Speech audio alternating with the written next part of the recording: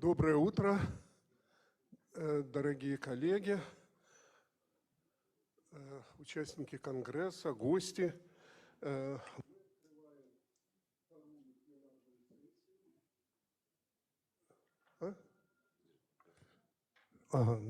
Открываем пленарную сессию.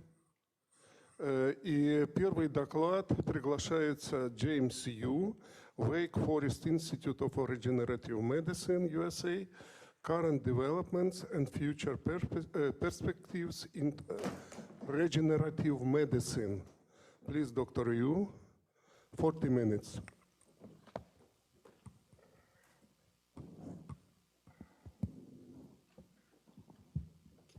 Okay, good morning. Can you hear me okay back there? Well, I would like to thank the organizers for having me here today. It's an honor to share our work with you and the society today. What I would like to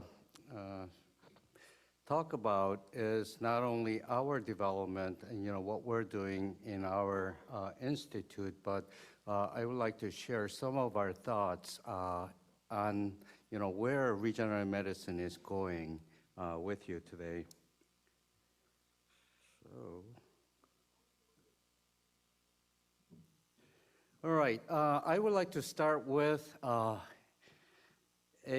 exciting slide with you. Back several years back, the U.S. Department of Health and Human Services reported they came out with this vision, and they had a vision for regenerative medicine. And what they think, and what we think too, is that regenerative medicine will be the standard of care for replacing tissues and organ systems in the human body in the future. So that's very exciting.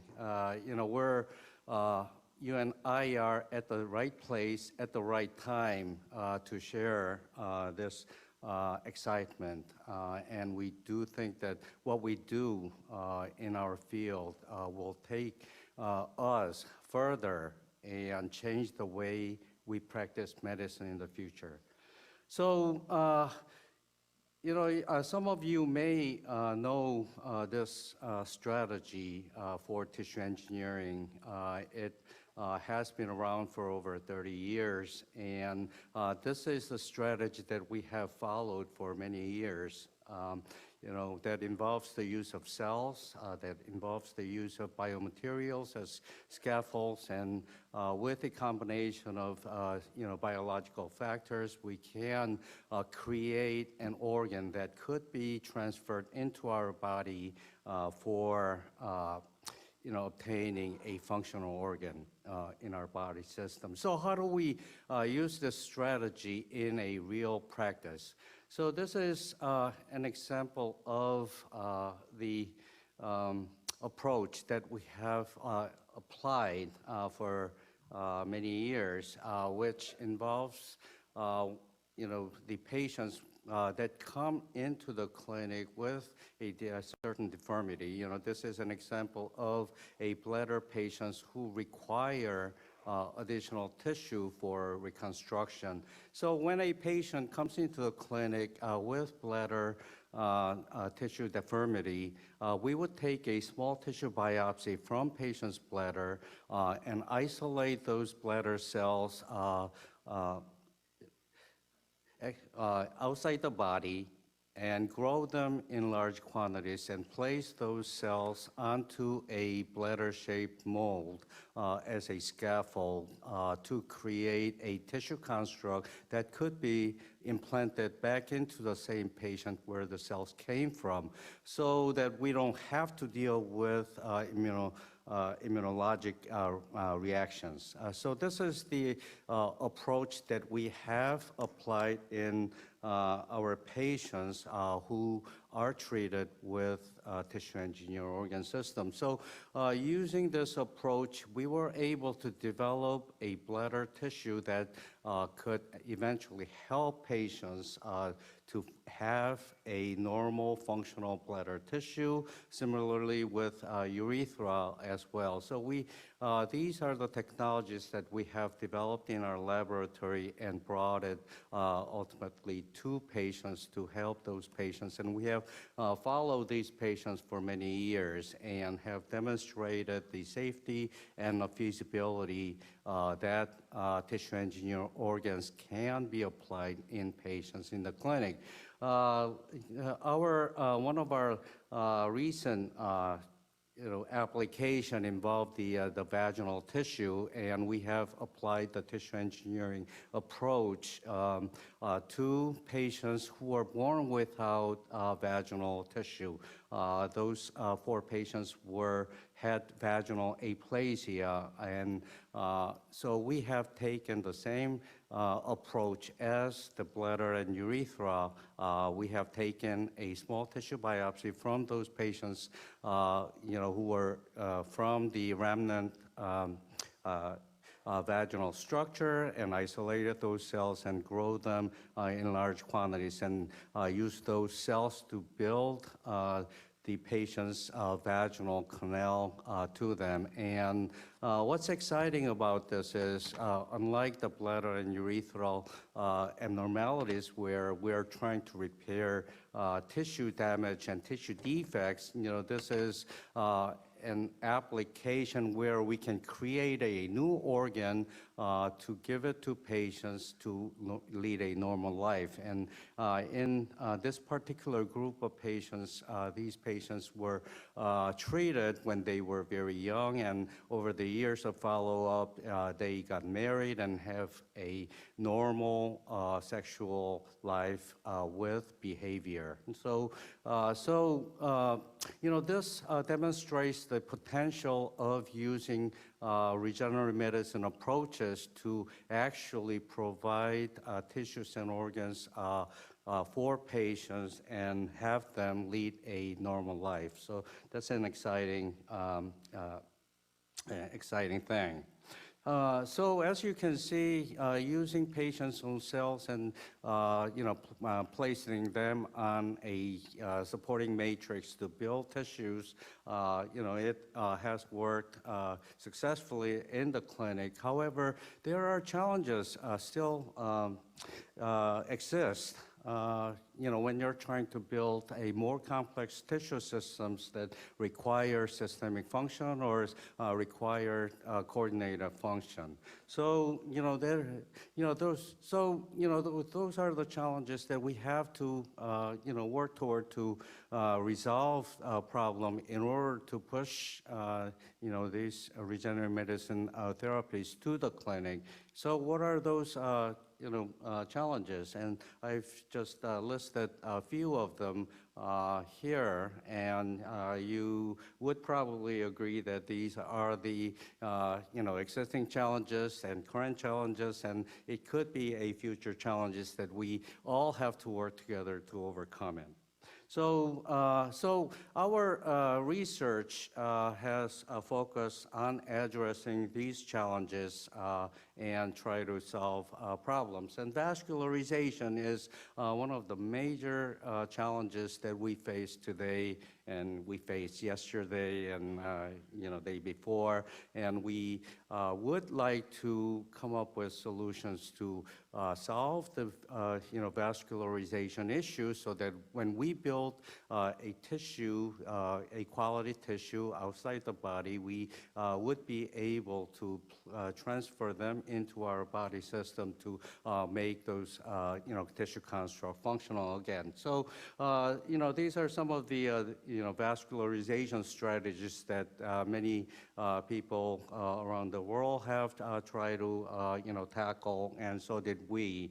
But there is a biological strategy that uses either cells or growth factors that promote and stimulate angiogenesis in our body.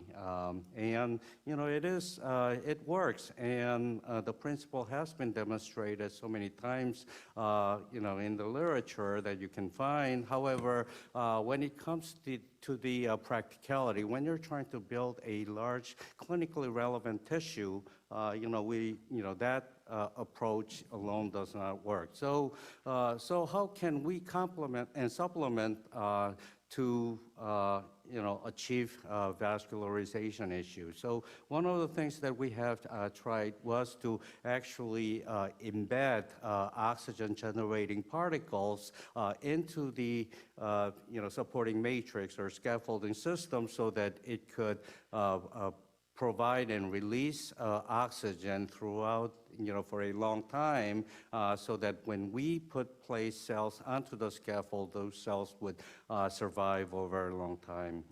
And this is one strategy that we have looked into. Another strategy is, because we're dealing with the metabolic rates and the nutrient and oxygen demand that the cells would need. So in those cases, we have also looked at decreasing cellular metabolism so that the cells would require minimal amount of nutrients and oxygen in order to survive until the body forms a new blood vessel to supply and maintain the viability of cells. So those, these are some of the strategies that we have been looking into in order to overcome the vascularization approach. So when you create a construct, what usually happens is that you're relying on the body's ability to generate new blood vessels to supply oxygen and nutrient to tissue, which is the left column that you see here. So how can we accelerate it? So so many investigators have looked into creating a pre-vascularized scaffold so that all you need to do is when you implant it in vivo, the construct in vivo, it would hook up to the pre-vascularized channels. And by doing so, we can accelerate and provide essential nutrients and oxygen to the implanted tissues so that they could survive and mature into functional tissue. So to do so, there are several technologies that came out and have gained a lot of attraction, and those involve use of bioprinting technology, where you can actually deliver different tissue elements into different spaces within a three-dimensional construct system, which I will share with you later on. And there's like patterning. When you design and fabricate tissue constructs or scaffolds, you can actually incorporate the patterns, vascularization or vascularized patterns within it. So that's one approach. Another approach that we have developed is the casting approach, which involves a donor tissue with existing vascular network, and we would use that as a template to create and fabricate a scaffold with pre-vascularization. So so how this works is that, because we do not have the ability or technology available currently to mimic and generate a complex vascular network that we have in our body, what we looked into was taking a native tissue and then use it as a template. So this shows an overview of how a vascularized scaffold is fabricated, which involves, this is an example of kidney tissue, and we would, perfuse or infuse a casting polymer, in this case, we have used polycaprolactone, which is temperature sensitive, so we would melt it with a higher temperature of just over 60 degrees centigrade, and then just infuse it into the artery, and then after the polymers are filled into the vascular trees within the organ, we would digest and remove all the native tissues, kidney tissues, leaving only the vascular structure. And then we would then cover it, coat it with polymers of our interest, like collagen.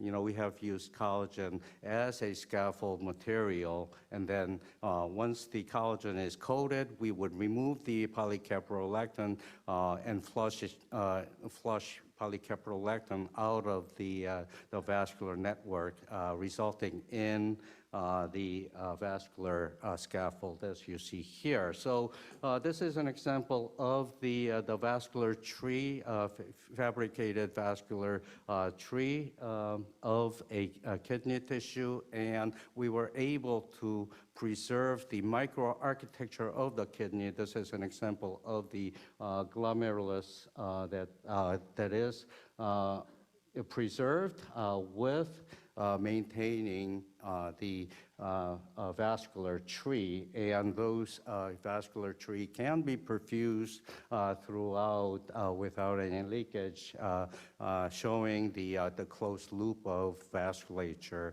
within the kidney tree. And to that scaffold, we can seed endothelial cells to coat the vasculature, vascular lumen, so that you can prevent clotting system. And then once we have seeded cells, those can be implanted. And what's amazing is that when you implant this pre-vascularized construct in vivo, those host vessels and the vascularized scaffold do integrate and connect to perfuse through the vasculature within the scaffold. So this is, currently, further being developed to create, a tissue, functional tissue in many different organs, especially in the kidney.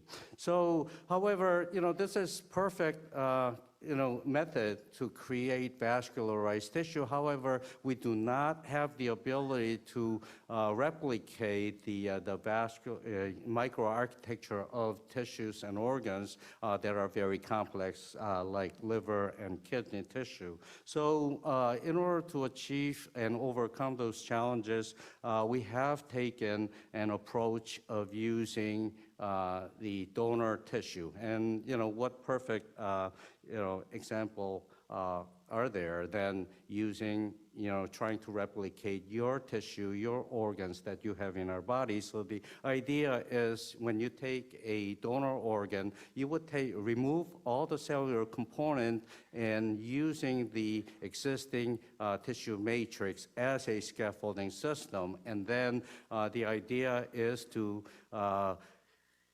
repopulate it with your cells of interest to create a functional tissue that is customized for patients. So that's the idea, and using this approach, many investigators have used the cellularization approach to obtain a scaffold that could be used as a viable scaffold for many different applications. And similarly, we have also used this approach for many different organs, and I would like to share some of them with you. So using this approach, you can not only create a partial tissue, but here's an opportunity that you can build an entire organ for patients. And the steps are quite simple. And I'm not saying that the technological aspect is simple, but it is the way is you take a donor organ, remove all the cells, and repopulate them with cells and implants. So how simple can it be? But there's more to it.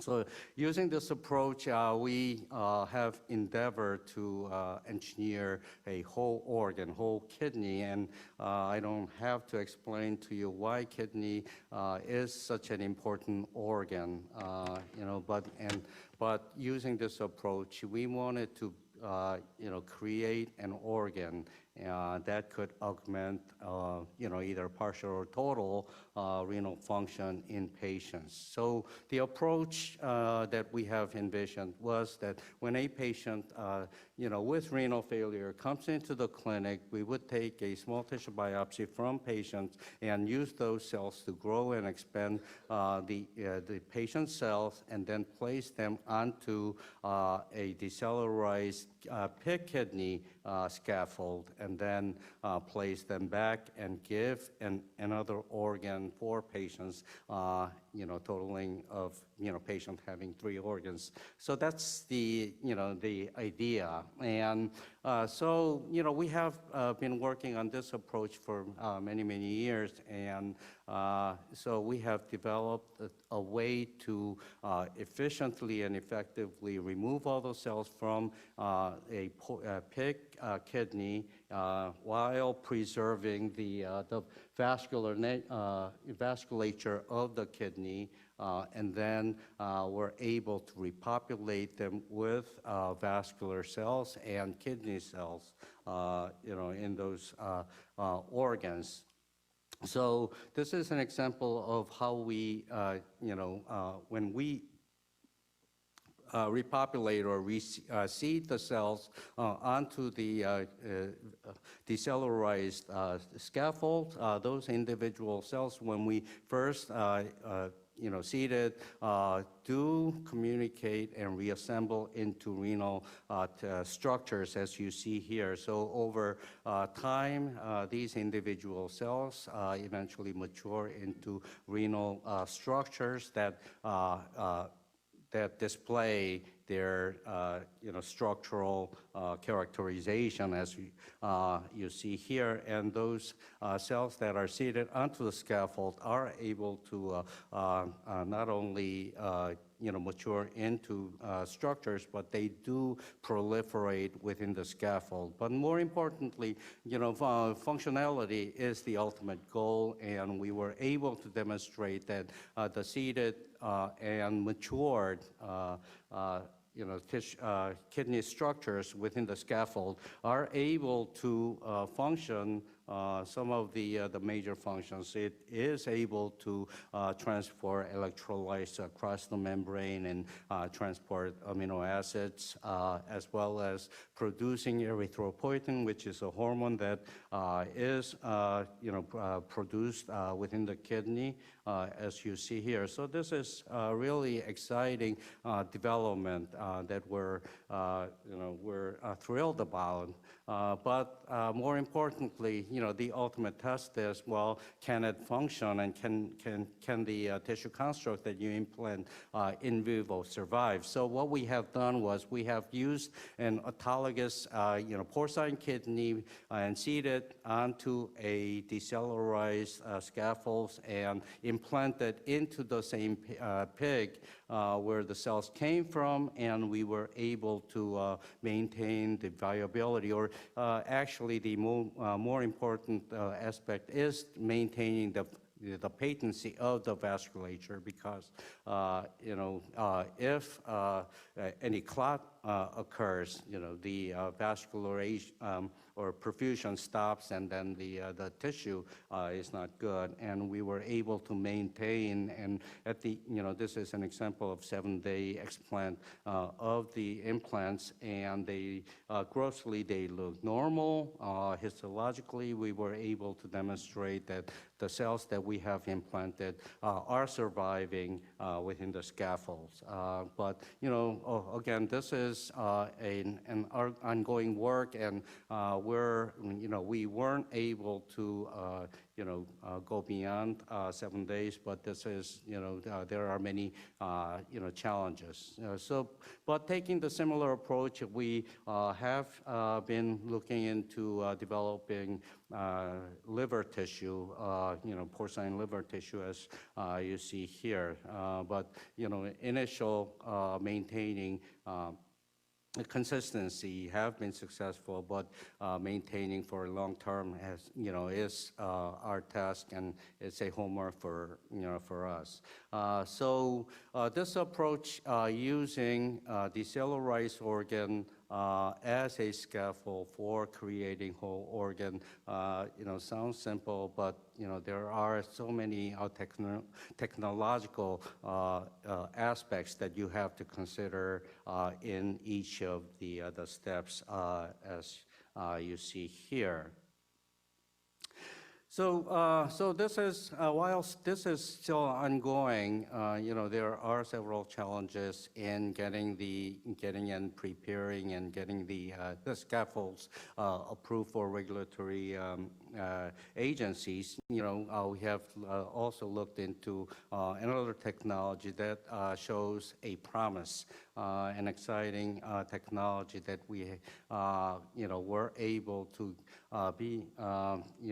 start about 15 or 16 years, because, while the decellularization approach, works with a top-down approach, this actually tries to build tissue scaffold from ground up, delivering different tissue elements and build it up to create an organ. And what's so fascinating about bioprinting is that you can deliver different cells, cell types, and biomaterials all at the same time into a specific location within a three-dimensional structure. And using that, it does a better job than us trying to build organs using manually. But bioprinting technology is a tool, is a more precise tool than our hands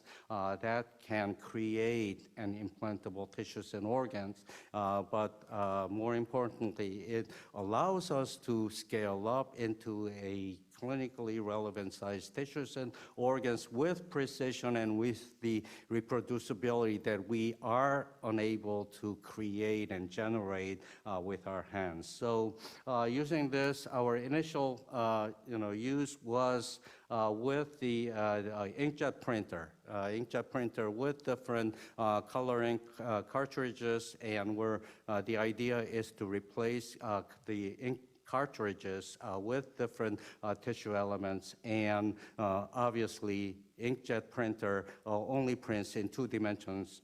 So we had to build a elevator platform that would depress one cell layer deep as the inkjet printer prints each layer over and over again. Using this system, we were able to print a beating heart.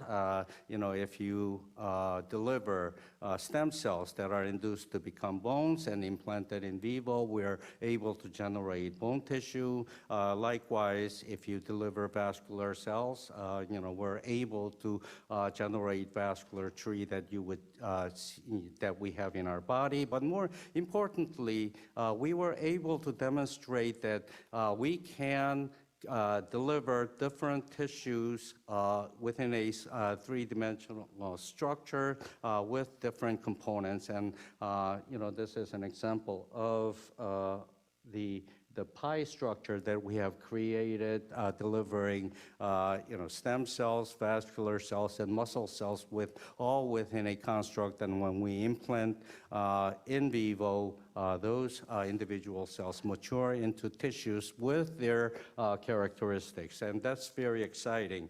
So, however, inkjet printer has so many limitations, and so we had to develop a new printing system that would allow us to build, different tissue and organ types. And throughout the years, we have developed many different prototypes for different applications. One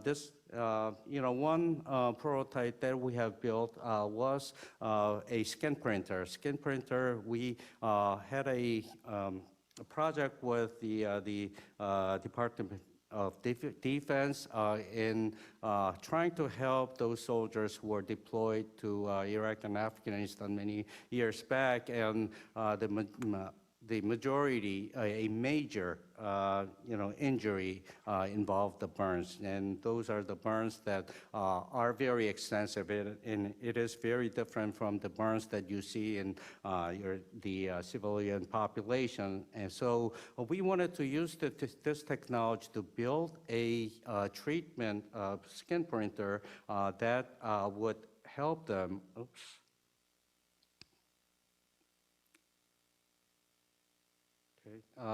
So this is a skin prototype, and it has two unique features, which has a scanner. It's supposed to be a video clip, but it's not working. We have incorporated a scanner that would identify the extent of the injuries, because each injury is different in different individuals. So we, in this prototype, we have incorporated a scanner, as well as making this prototype mobile, so that instead of bringing the patients to the treatment center, we would take the treatment to patients. And using this prototype, we have done multiple studies to demonstrate and optimize a condition so that we can come up with a solution to heal the wound faster and better. So this is an example of the next prototype that we have developed for clinical applications. This is, clinical bioprinter that we have come up with and have built, and we're, hopeful that we can bring this technology to patients, in the near future. Another, so this is skin printer, but, skin printer cannot print like internal organs or, print tissues that require structural support. So we had, developed another printer that we called integrated tissue and organ printing system that actually could build and generate different tissues and organ systems. And it is, with this system, is able to deliver many different cell types with precision and with reproducibility. And using this, we were able to replicate the microarchitecture of our tissues and organs that we have in our body with precision. And we're using this printer to apply it into, into a organ on a chip system, so that we can help use this system to develop new drugs, or develop toxin studies for various applications, as you see here. So with this printer, the idea is to print an organ on a chip with multiple organ systems on a chip that could perfuse within one setting. So this is still an ongoing application. As far as the implantable tissues for patient treatment, we have used this printer, and this printer was initially developed for this purpose, and the advantage of using this printer is that we're able to place specific cells into specific locations within the three-dimensional scaffold system.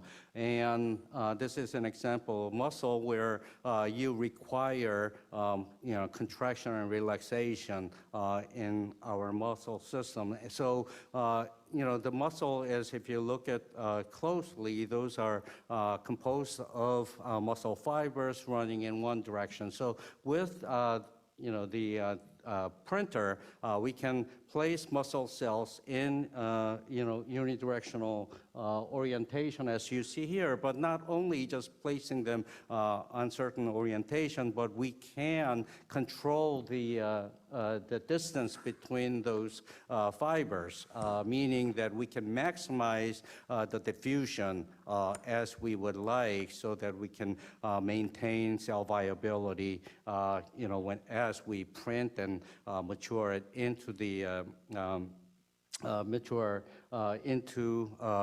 functional muscle constructs. And this is an example of a muscle cells that are printed in unidirectional way with gap between each of fibers. And when they are implanted in vivo, we're able to not only see a functional muscle tissue that contracts and relaxes, but what's more important about muscle tissue engineering is it's not about their cell viability, but in order to achieve function, muscle tissue have to be integrated with nerve in order to contract and relax, and we were able to demonstrate the integration of host nerve into the implanted muscle tissue, as you see here.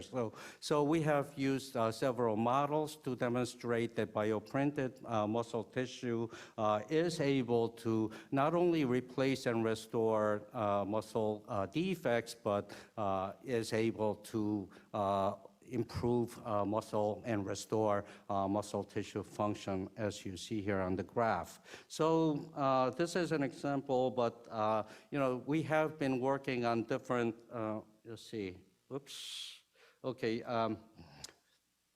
different tissue systems ranging from very simple to complex, and ranging from soft tissue to hard tissues, as you see here. So, these have been all tested, most of it have been tested in vivo to look at not only safety and feasibility, but applicability. And this, we're, currently, working towards much further maturing it so that we can bring those, these technologies to patients.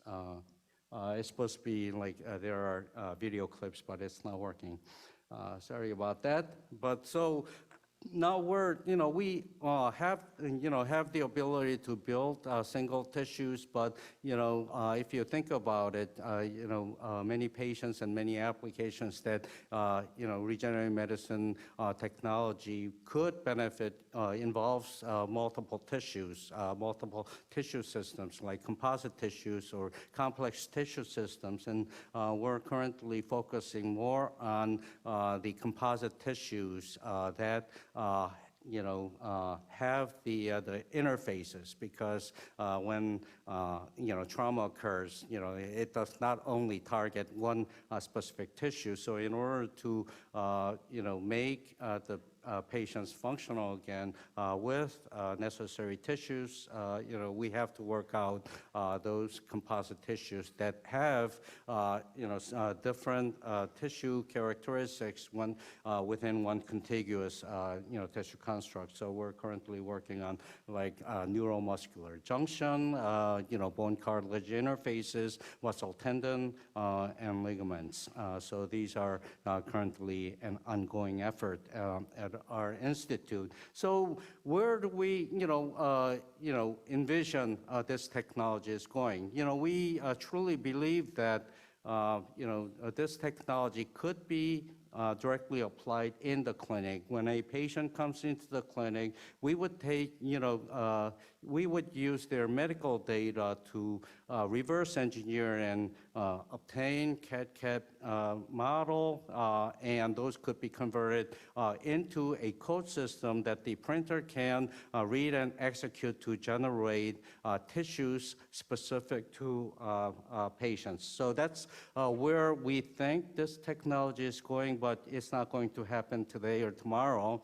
But we are very hopeful that this could be used and be useful in the future. And I do get many questions about, well, you guys have been working on this, not only bioprinting, but, regenerative medicine in general.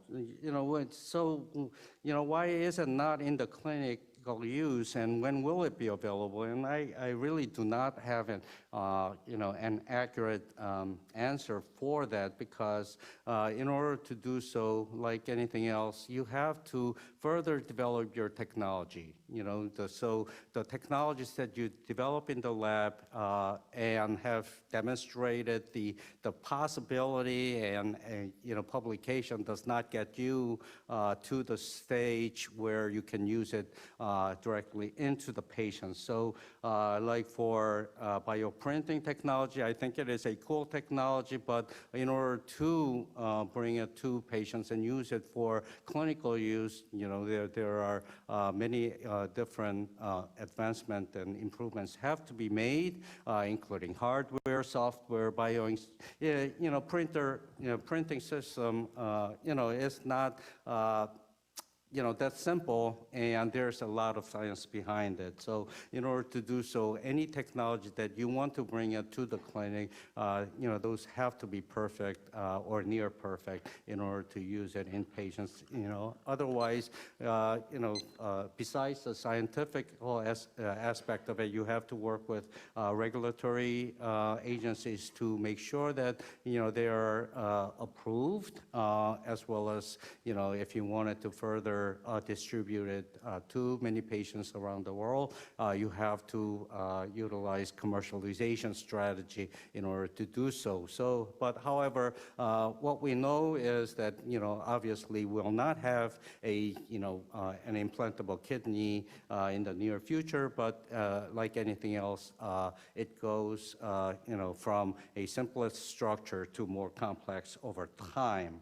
So, however, for example, bioprinting technology is a cool technology, but it generates a better tissues and organs than what you can do with your hand. But like anything else in our field, when we try to implant it and transfer those kind of tissue construct in vivo, we have to address the existing challenges like vascularization and innervation and all. So be mindful that it's a cool technology. Bioprinting is a cool technology. Decellularization is a viable cool technology, but you have to think about those challenges that and in order to do that, you have to deal with those challenges separately and individually to fully overcome it. But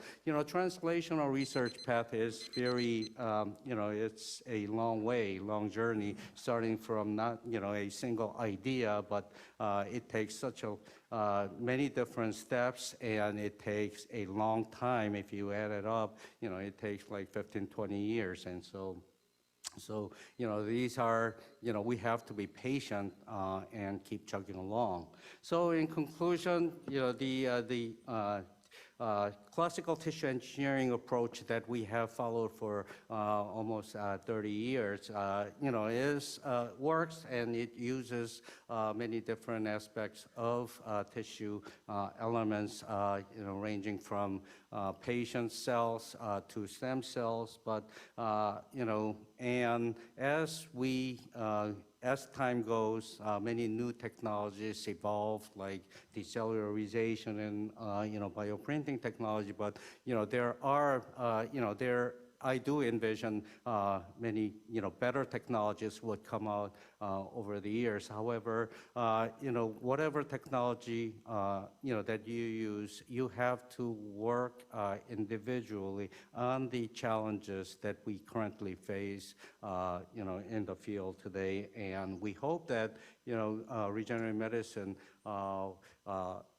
would change or could change the way we practice medicine one day, and hopefully it will be during my lifetime.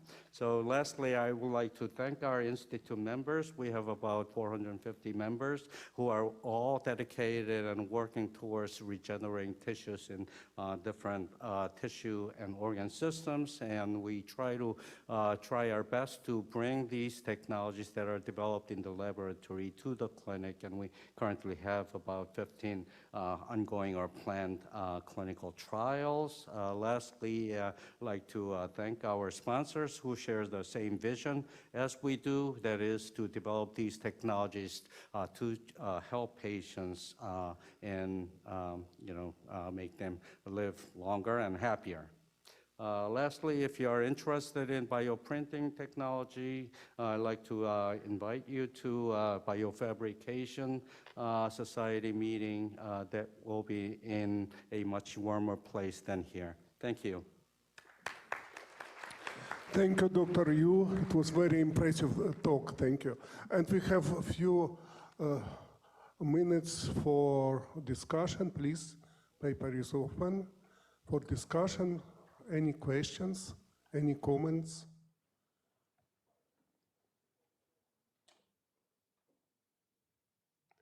No. Then everything is clear. Thank you once more. Thank you.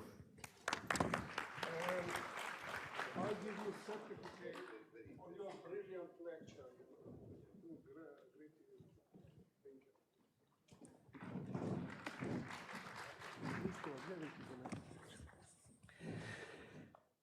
Уважаемые коллеги, мы продолжаем наше движение. И следующая лекция будет прочитана замечательным нашим коллегой. Это Борисом Давидовичем Животовским, который представляет замечательный и великий университет имени Ломоносова и параллельно Каролинский институт, полагаю, не менее известный. Тема лекции – регенерация, гибель клеток и рак. Пожалуйста.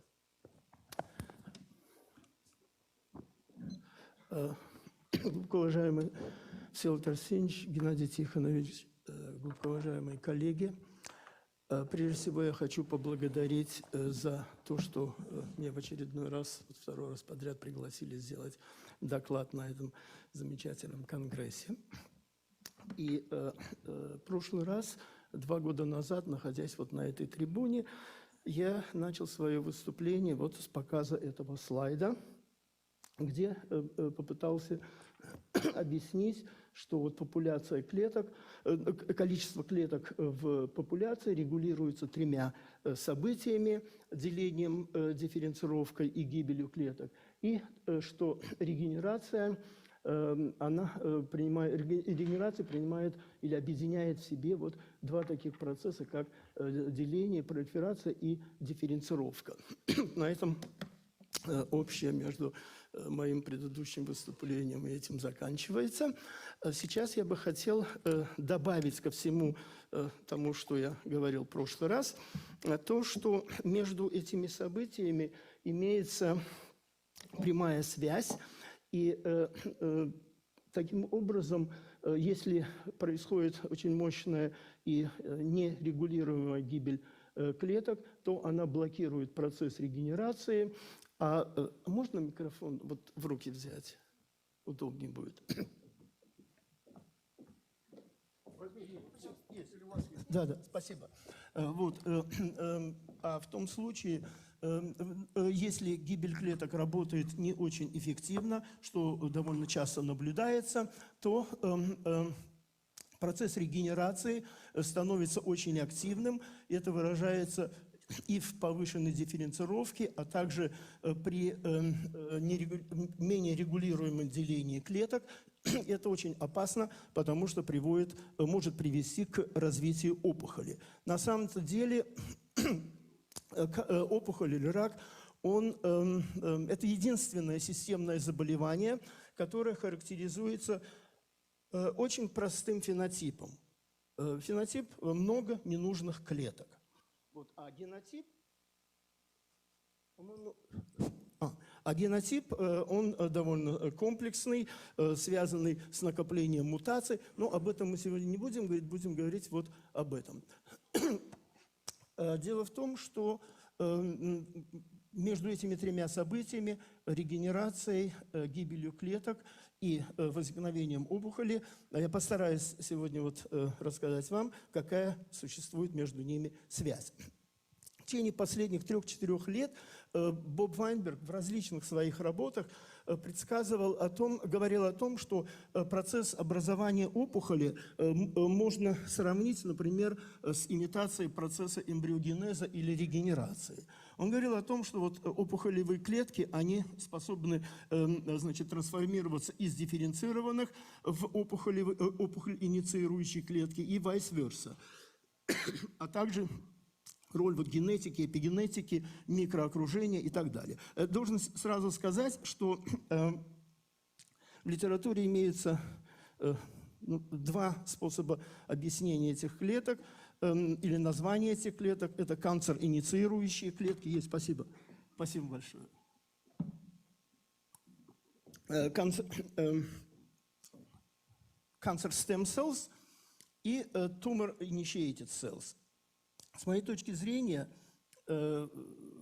природа, она не может, она очень рациональна, и вряд ли она создала систему или такие клетки, которые специфично бы сидели внутри ткани и начинали развиваться в том случае, если вдруг необходимо по каким-то сложным причинам, воздействием развиться в опухоль. Скорее всего, это обычные стем-клетки, которые накапливают определенные повреждения. Эти повреждения, вернее, эти клетки находятся в состоянии dormant, и они не выходят из-под контроля.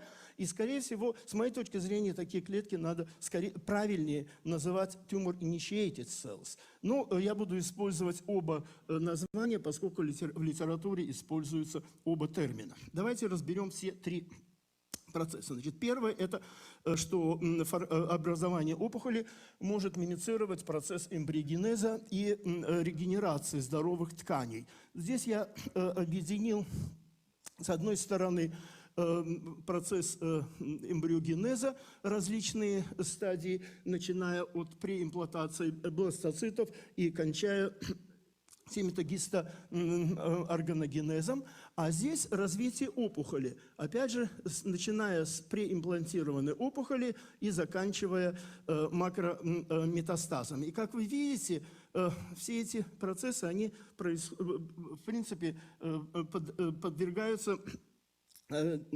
проходят в определенной последовательности.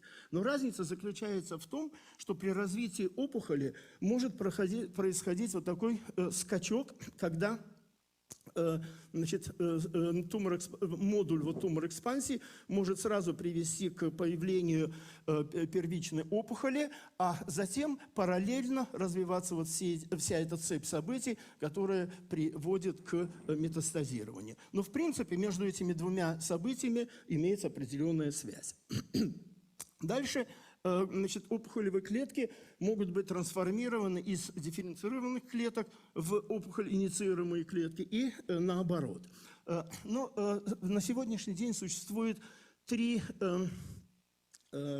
идеи о том, как развивается, какова гетерогенность cancer stem cells.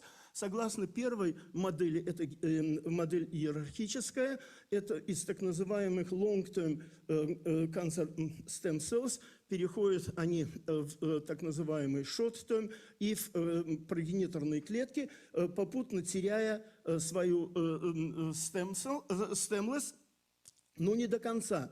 И таким образом они превращаются вот в терминально дифференцированные клетки и в опухолевые клетки. Есть вторая модель, так называемая коэволюционная, в том случае, когда разные тканеспецифические стем-клетки стохастически могут превращаться в один из этих трех типов клеток. И третья модель – это так называемая модель plasticity, когда происходит одновременно несколько событий, и между ними cancer stem cells может произойти из non-stem cancer cells и наоборот. И таким образом вот этот спонтанный переход между взаимно исключающими событиями может иметь место. И, судя по всему, наиболее вероятная ситуация, наиболее близко подходящая к реальности модель – это иерархическая модель и модель пластичности. И здесь они могут быть интегрированы, когда, значит, cancer stem cells может в случае дедифференцировки перейти в non-stem cancer cells, и наоборот, в случае увеличения stemness может перейти в обратную сторону. Таким образом, клетка CD44, негативная клетка, может перейти в CD44 положительную, но и в этом принимают участие такие молекулы, как TGF-бета и вот такой белок TWIST1, который принципиально важен еще и для развития метастаза. Но бывает, если говорить о специфической опухоли, ну, например, в печени, то то же самое гепатическая стем-клетка, прогенитор, он может в результате дифференцировки превратиться в нормальный гепатоцит, либо холангиоцит, и дальше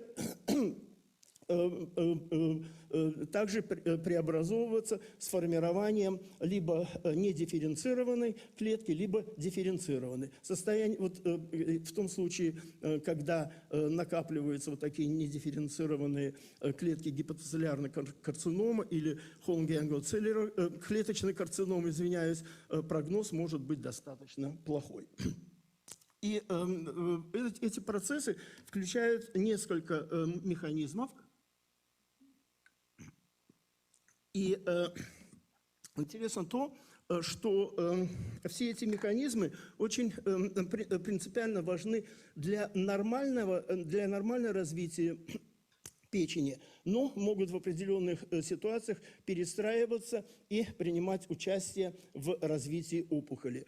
Все это изучено в основном на мышах, на зебрафиш, где-то она здесь была, и на клетках крысы.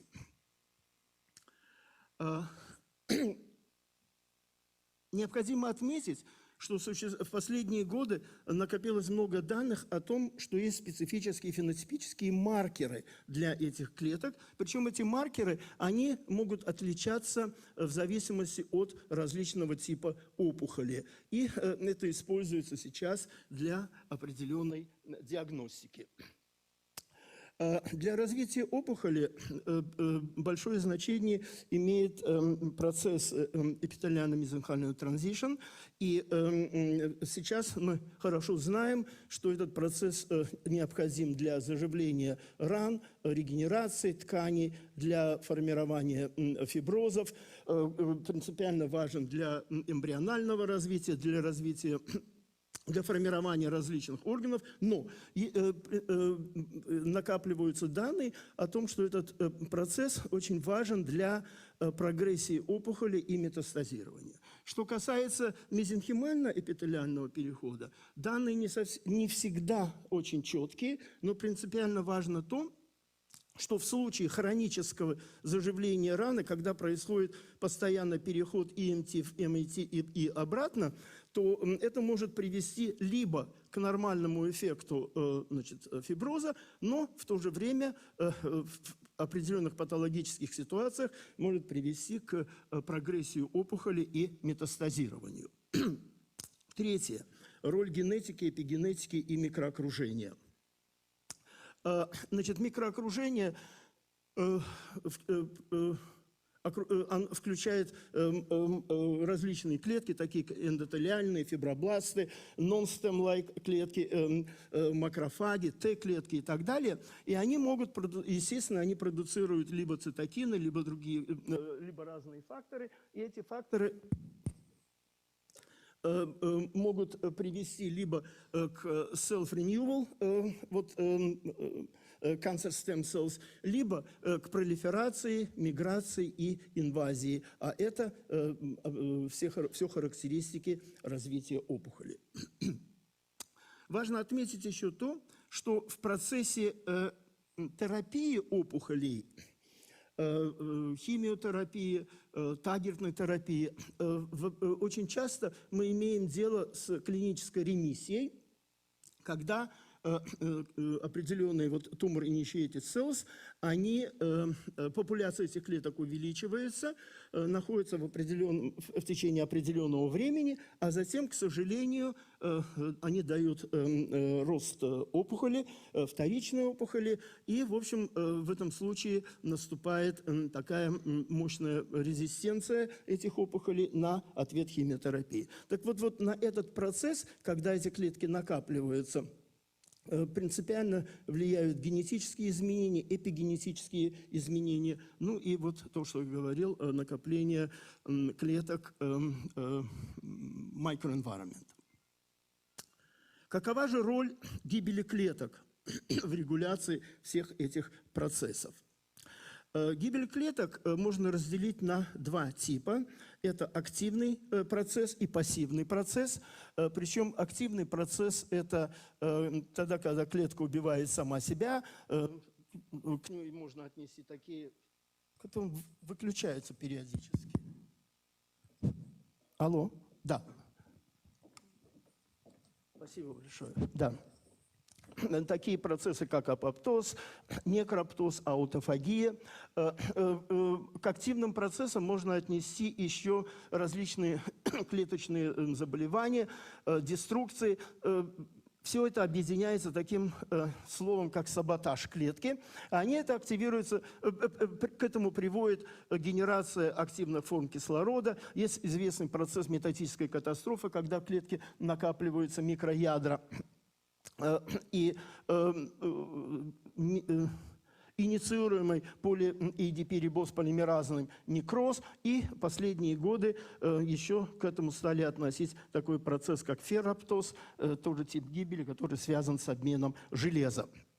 Но гибель клеток может быть и пассивная в результате сильного повреждения, когда это повреждение не может быть репарировано, и никакие гены в этом случае не активируются. Это процесс так называемого пассивного некроза. Это может быть вызвано либо повреждением самой клетки, либо воздействием различных токсинов и так далее. Так вот, был описан очень интересный механизм между апоптозом и тканевой регенерацией, когда в зависимости от того, какой из путей апоптоза активируется, внешний путь через рецепторы смерти, либо внутренний путь через митохондрии, активируется такой процесс, как апоптоз-индуцированная компенсаторная пролиферация. Когда определенные апоптотические клетки, появляются апоптотические клетки, которые по каким-то причинам не подвергаются фагоцитозу, либо профессиональными макрофагами, либо соседними клетками. И такие вот апоптотические тельца выделяют метагены, которые приводят к неконтролируемой пролиферации клеток. Была выдвинута целая серия гипотез, в том числе так называемый horizontal gene transfer, но четких доказательств такого горизонтального переноса вот этих генов все-таки не получено. И сейчас последние годы как-то эта идея сошла на нет. Если активируется вот внутренний путь апоптоза, то проявляется такая реакция, которая называется apoptosis-induced apoptosis, которая выражается вот в появлении этих апоптотических клеток, и при выделении из них вот специфических проапоптотических факторов она вызывает гибель соседних клеток, массовую гибель соседних клеток. Часто эту цепь событий называют kiss of death, поцелуй смерти. И, значит, вот эти события тесно связаны с процессом заживления ран и регенерации тканей. Но интересно то, что вот эту компенсаторную пролиферацию несколько лет назад очень детально исследовал Герман Стеллер на модели дрозофилы. И он показал, что очень, значит, у дрозофилы тоже принимают участие в процессе вот апоптоза определенные каспазы. У них другое название, но тем не менее вот, они относятся к семейству каспаз. И если все проходит нормально, то активация вот этих каспаз приводит к дрозофильных каспаз приводит к апоптозу. Так вот, есть белок, который называется P35. Это ингибитор апоптотических протеаз у дрозофилы. В определенных ситуациях он активируется, он блокирует функцию каспаз. Дальше принимают участие такие белки, как P53, джункиназа и так далее. И это все приводит к так называемому гиперпластическому overgrowth, повышенному делению и, соответственно, к возникновению опухолей. Но в некоторых ситуациях, когда P35 не работает, но принимают участие другие киназы, активируются другие киназы, то происходит switch, и вместо того, чтобы был hyperplastic overgrowth, мы имеем дело с так называемой компенсаторной пролиферацией. Ну, существует два типа, я детально не хочу на этом останавливаться, просто хотел привести вам пример, что такое имеет место. Механизм этого был описан у дрозофилы. Но вот что интересно, буквально в этом году появилась очень интересная работа, в которой показано, что этот эффект, он свойственен не только дрозофилы, но и другим организмам. Ну, здесь вот описаны события, которые наблюдаются у гидры, у планарии, у ксенопуса и у мыши. И, как вы видите, во всех случаях активируются вот эти ферменты, которые называются каспаза. Они приводят либо к апоптозу, либо к компенсаторной пролиферации, но они могут привести и к развитию опухоли тоже. Если говорить поскольку я затронул каспазы, должен сказать, что это очень интересное семейство белков. В настоящее время известно их 13. Из них 11 экспрессируются у человека. Они принимают участие в процессе гибели клеток, процессе регуляции inflammation. Но трудно было, опять же, себе представить, что вот это целое семейство белков, оно существует в клетке, и природа их создала только для того, чтобы клетку убить. Но это не рационально, это не экономично. Природа, она достаточно экономична, как вы знаете. И действительно, в последние годы появилось много данных о том, что вот все эти каспазы, будучи активными, принимают участие в дифференцировке различных клеток.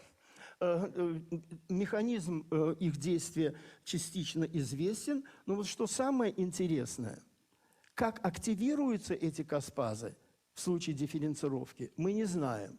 Потому что механизм активации каспаз в случае гибели клеток, либо в случае воспаления, он известен. Существует целая цепь событий, а вот в этом случае этой цепи событий нет. Но мы всегда можем наблюдать активность вот этих каспаз. Так, это пропустим. Несколько слов я бы хотел уделить связи между мезенхимальными стволовыми клетками и развитием рака.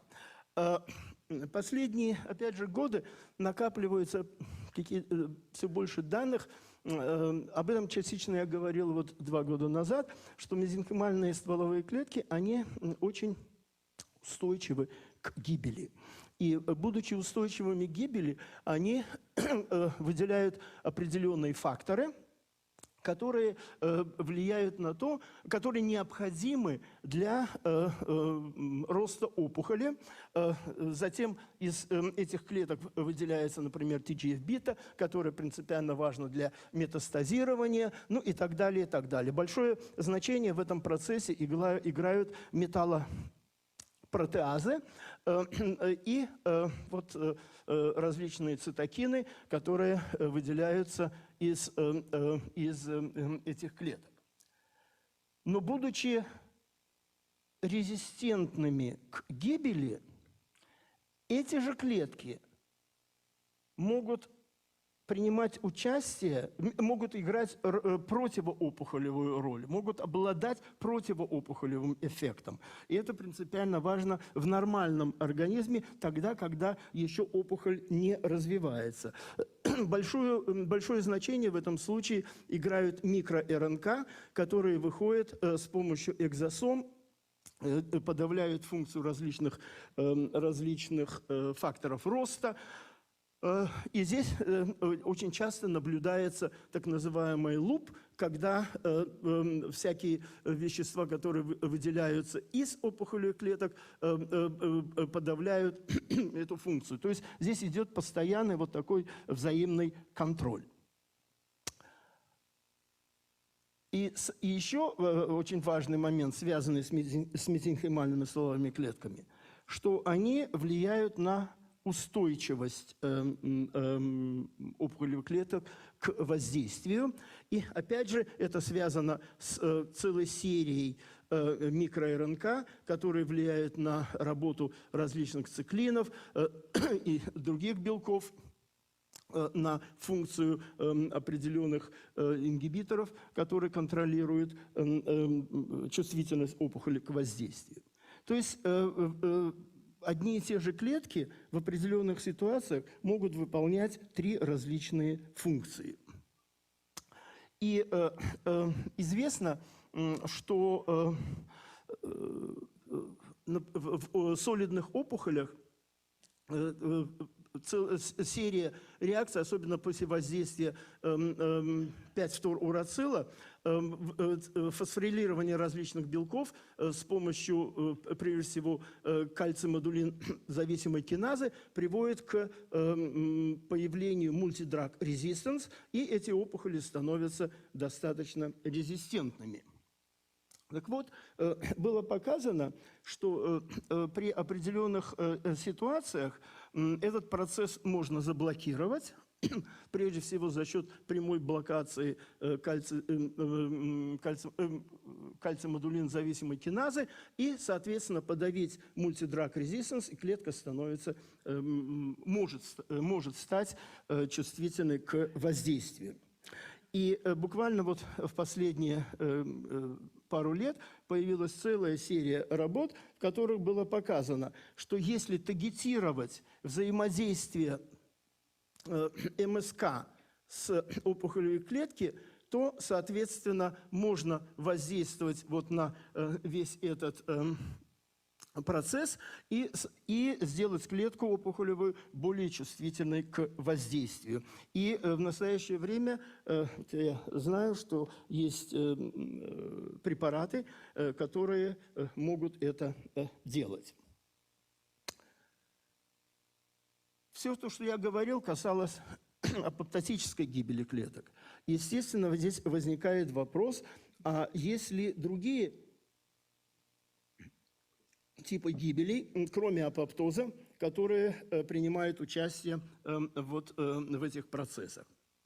И в 2015 году номенклатурный комитет по исследованию гибели клеток опубликовал вот целый список таких типов гибели. Красным и синим здесь я отметил те типы гибели, которые принимают участие в либо развитии опухоли, либо, наоборот, к повышению их чувствительности к воздействию.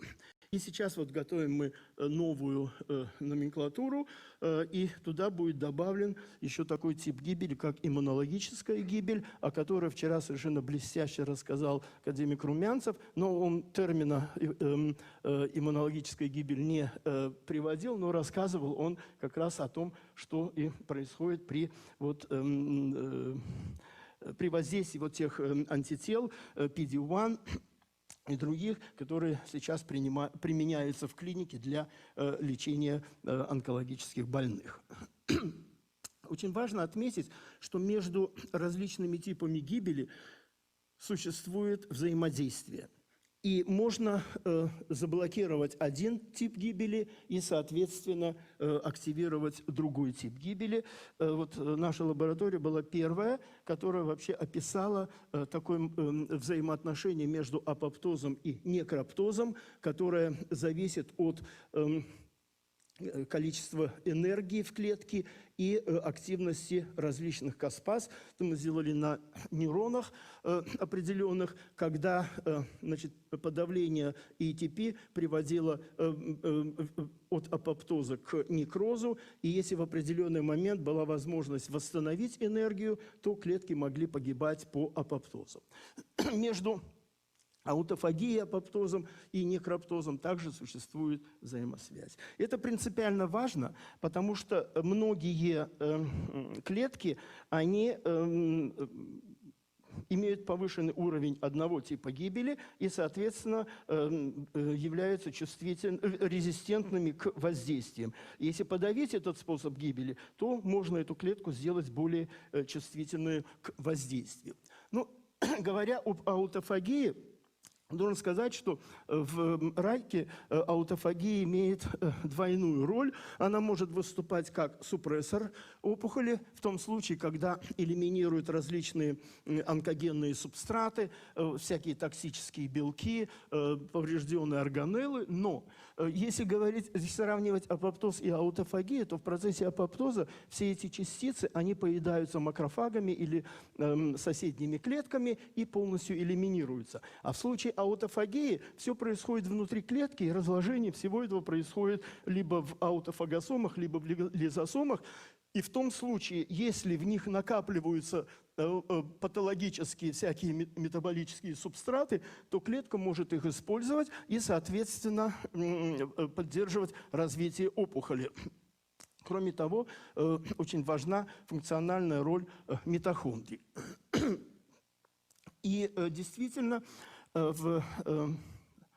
буквально вот 1-2 года последних появилась целая серия работ, в которых было показано, что опухолевые клетки, они гетерогенны, естественно, они включают вот популяцию cancer stem cells, и вот эта популяция cancer stem cells при повышенной аутофагии, если в этих клетках повышена аутофагия, они дифференцируются, превращаются в опухолевые клетки. Они принципиально важно регулируют миграцию клеток. Эти клетки с повышенной аутофагией становятся резистентными к химиотерапии. Они облегчают влияние онколитических вирусов, влияют на иммуносурвейлянс. И они, обладая вот пониженным количеством нутриентов и гипоксией, влияют на микроокружение опухоли. Буквально вот 2 дня назад была принята наша статья, в которых мы с помощью биоинформатических методов анализа описали различные формы аутофагии. Дело в том, что известно 3 типа аутофагии. Это макроаутофагия, микроаутофагия и так называемая шаперон-зависимая аутофагия. Если в литературе используют термин аутофагия, то почти в 90 с лишним % случаев говорят о макроаутофагии. И вот в последние буквально 3-4 года появилась целая серия работ, описывающие другие типы аутофагии. Часть из них связана с различными внутриклеточными компартментами, такими как митохондрии, лизосомы, рибосомы, ядра, пероксисомы, а также уничтожением специфических белков, например, агрофагия и так далее. Причем, вот, когда мы послали эту статью, то один из рецензентов написал, что все замечательно, очень интересно и обсуждения интересны, но авторы, к сожалению, ничего не написали по поводу агрифагии и ксенофагии. Если честно, то я даже не знал о существовании этих форм. Вот мы стали смотреть в литературе, и действительно в самом конце в самом начале этого года появилась по одной статье, описывающей эти вот два типа аутофагии. Ну, мы их туда даже включили. И это первая работа, в которой мы попытались описать, каким образом взаимодействуют между собой вот различные виды аутофагии, которые специфичны либо к компартментам, либо для того, чтобы убрать специфические неправильные белки из клеток. И интересно то, что в зависимости от опухоли может быть либо разнонаправленный уровень активности, например, аутофагии и митофагии, а может быть и однонаправленный уровень развития. И это, особенно касающийся случая митофагии, важно вот для поддержания метаболизма опухоли, и, соответственно, это может приводить вот к хеморезистентности этих опухолей, а также вот к потере стемнес. И вот, как вы видите здесь, в случае ливер, печеночной опухоли, и аутофагия, и митофагия повышены, а в случае АМЛ, наоборот, аутофагия понижена, а митофагия повышена. И на этом можно играть для того, чтобы повлиять на чувствительность клеток. Вопрос такой, можно ли действительно использовать вот этот кроссток для того, чтобы повлиять на чувствительность stem cells к гибели? Я приведу один пример из нашей работы. Он касается одного очень специфического типа опухоли, а именно лангаденокарцинома. И оказалось, что именно в этом типе, этот тип гибели характеризуется повышенным уровнем аутофагии. Здесь различные клетки, относящиеся вот к аденокарциноме легких, а это клинический материал от пациентов. И вы видите, у 85% больных, несущих, страдающих, вернее, аденокарциномы легкого, уровень аутофагии повышен. Это очень сложный процесс аутофагии, макроаутофагии, естественно, не буду его рассказывать, но там есть определенные белки и гены, которые принципиально важны. Все важны, но какие-то немножко более важные, как всегда. Вот. И мы попытались убрать последовательно эти гены, ATG13, ATG7 и 5. Я буду сейчас говорить больше о первых двух. Так вот, в том случае, если мы убрали ген ATG7, ну вот вы видите, что здесь его нет, то, соответственно, аутофагия снижается. Вот эти вот точечки желтые, они здесь, и зеленые, их здесь количество значительно меньше, потому что аутофагия в этом случае подавлена. Так вот, если подавить эту аутофагию и подействовать на эти клетки, например, цисплатины, которые находятся на первой линии терапии данного типа опухоли, то, как вы видите, вот здесь вот столбик показывает, что эти клетки, в них активность каспазы 3 увеличена, эти клетки достаточно чувствительны к химиовоздействию. Этот процесс включает функции митохондрий. Я не буду детально останавливаться на всем, просто буду перечислять те параметры, которые мы исследовали. Более того, значит, поскольку это связано с митохондриями, это увеличивает появление активных форм кислорода, и, причем определенные ферменты при этом участвуют. И коротко могу сказать, что подавление вот базальной аутофагии с помощью элиминации вот данного конкретного гена усиливает так называемый каспаз-зависимый или независимый апоптоз, который стимулируется формированием активных форм кислорода. А есть ли связь между подавлением аутофагии и пролиферацией клеток? Значит, мы убрали второй ген, ATG13, и к большому нашему сюрпризу оказалось, вот видите, этого гена здесь нет, что рост колоний резко уменьшился. То есть, таким образом, вот убивание этого гена влияет на пролиферацию, и, исследуя механизмы, что там происходит, мы выявили, что это связано с экспрессией белка циклина А, который принципиально важен для процесса пролиферации. Таким образом, вот здесь на этих двух примерах показали, что подавление базальной аутофагии может переключить клетку, и при воздействии химиотерапии она может быть чувствительна к проапоптотическим воздействиям. И, в принципе, вот такой подход сейчас применяется для разработки определенных лекарств. Ну, вот эта схема, показывающая, каким образом это происходит. Подавление аутофагии приводит к апоптозу, который выражается в задержке пролиферации клеток, клеточного деления и повышении клеток к терапии. Суммируя все это, должен сказать следующее, что в случае обычной химиотерапии одним каким-то веществом, либо радиацией, к сожалению, при определенных ситуациях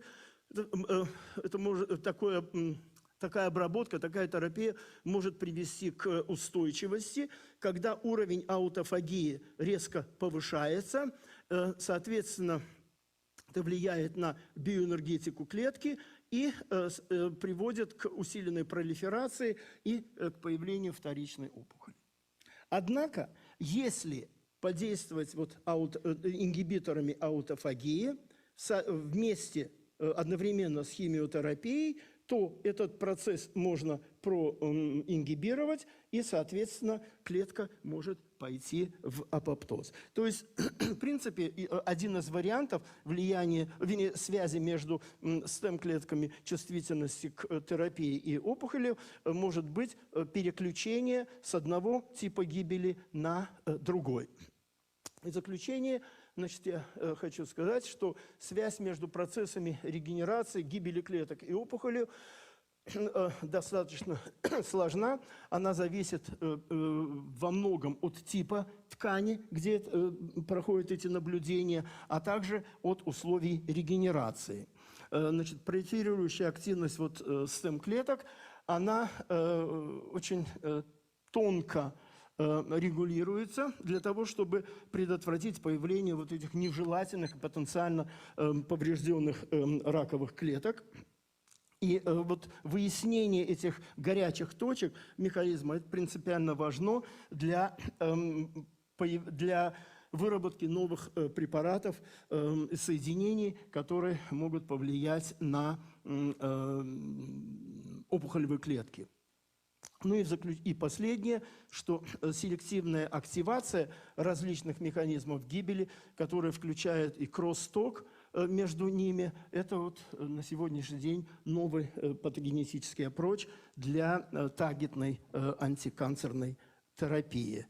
Ну и это мои коллеги, которые принимали участие. Это вот группа моя в Москве, в Каролинском институте.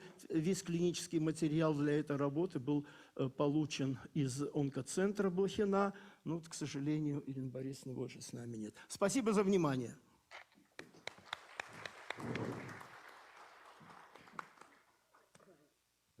Борис Давидович, спасибо огромное. Мы тут в президиуме добавили вам минуты, и фактически вы были абсолютно во времени. Борис Давидович, я думаю, что этот ваш доклад, хотя времени было бесконечно мало, он возвращает нас к различным великим мыслям. И я думаю, что ваша первая часть или третья этой лекции, когда вы также отвергаете идею, что эволюция могла создать клеточную линию, которая была названа как опухолевые стволовые клетки, я думаю, эта идея совершенно верна по своей сути. В зале сидят много коллег из нашего института, они знают, что на протяжении последних 5 лет, совершенно не читая эти работы, я постоянно высказывался, только опираюсь на эволюционную рациональность или мудрость, я бы так сказал. И вы совершенно блестяще это показали, что каким образом возникают эти процессы, которые очень близки фактически к технологиям iPS-клеток. Это то, что мы делаем фактически инвитро. Вторая часть, она совершенно замечательна, потому что вы сказали о общей платформе механизмов, которые возникают при раннем эмбрионе, начинает использовать опухолевые клетки. Я бы хотел добавить, что есть еще чудная платформа. Это эйджинг и антиэйджинг. И вот эти две великие темы. Но первая – это просто жизнь.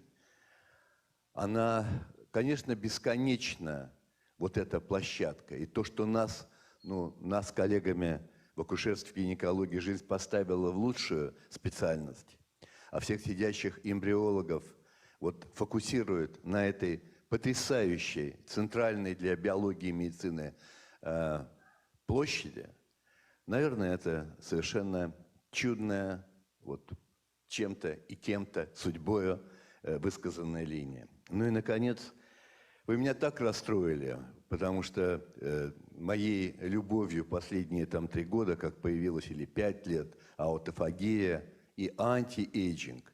Вчера давал задание о том, чтобы у нас была налажена очень современная методика фармакокинетики за препаратами, которые сохраняют или активируют аутофагию.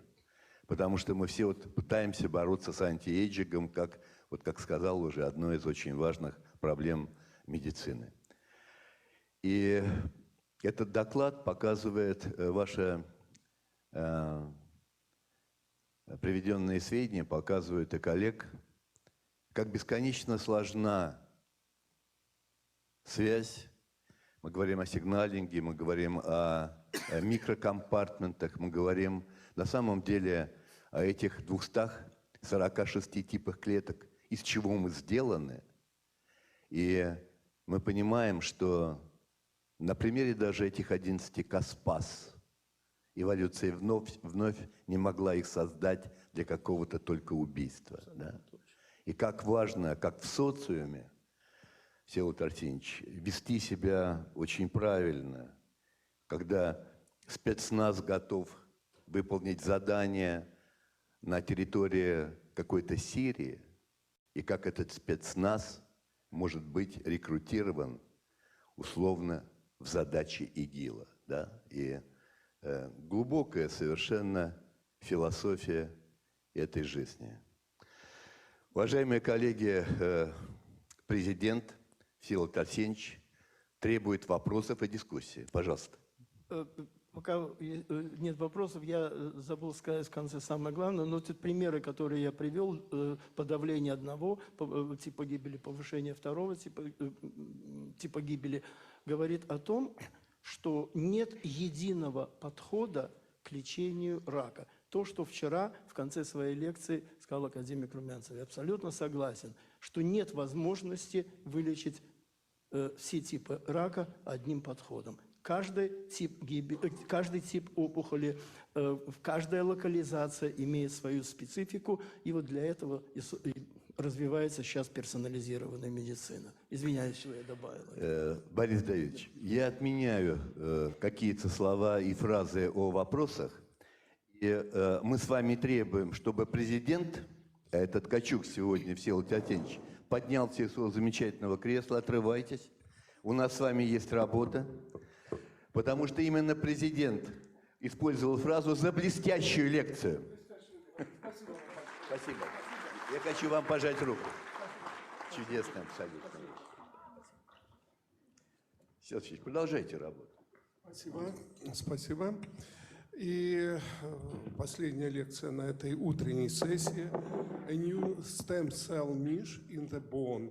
Андрей Чагин, Karolinska Institute, Stockholm, Sweden, Institute of Regenerative Medicine, Sechenov University. Пожалуйста. По-русски, по-английски. Здравствуйте, я буду по-английски говорить, Пожалуйста. если можно.